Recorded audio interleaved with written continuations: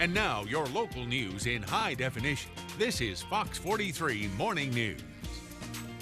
Good morning. 7 o'clock. You slammed Monday. that iPad down. Yeah, she's meaning business. She was like right trying now. to do it so gently. And he was like, It is 7 o'clock. it's 7 o'clock, everyone. Wake up. Yes, yes. And man, it's not a great day when you wake up on a Monday, look out the window and see all the rain and the dreary skies. Yeah, but the sogginess. But you know what? We could use the rain in parts of the area, not some of our eastern parts that got a little soaked from what was left of Andrea as it made its way up the coast. But for us, majority of the area still sitting 3-4 inches below average on rainfall totals. So we can certainly use any extra rain we can get. We'll take it today. It's a Monday.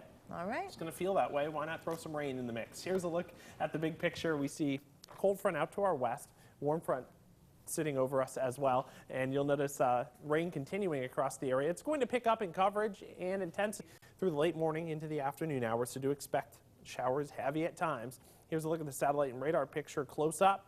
You can see that heavy stuff just to our east, but more rain is starting to fill in to our west, more showers around. 67 in Harrisburg, York and Gettysburg now at 68 degrees, 67 in Lancaster at 65 as well. So we do have likely rain chances through morning, midday, and afternoon, heavier later in the afternoon. Isolated chances for some severe weather. We'll keep an eye on that for you going through the afternoon and early evening hours. 73 and rainy today. Tomorrow we're at 78, scattered showers, some thunderstorms, and an isolated rain chance on your Wednesday at 82. We'll give you that 7-day forecast in a couple of minutes.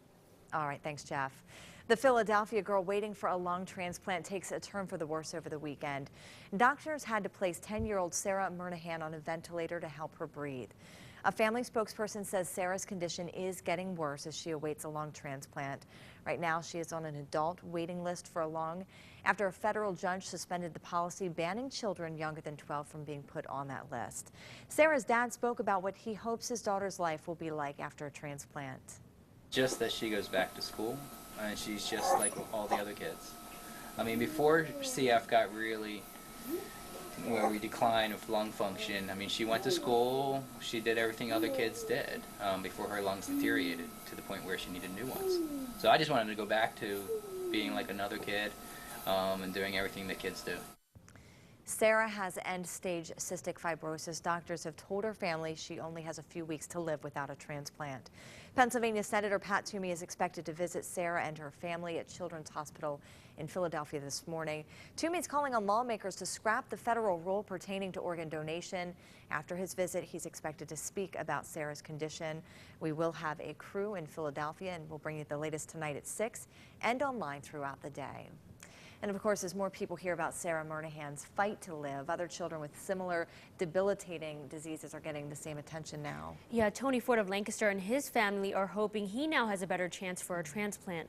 Fox 43's Melanie Orland shows us what you can do to help. He's your typical 7-year-old boy. Wild and rambunctious.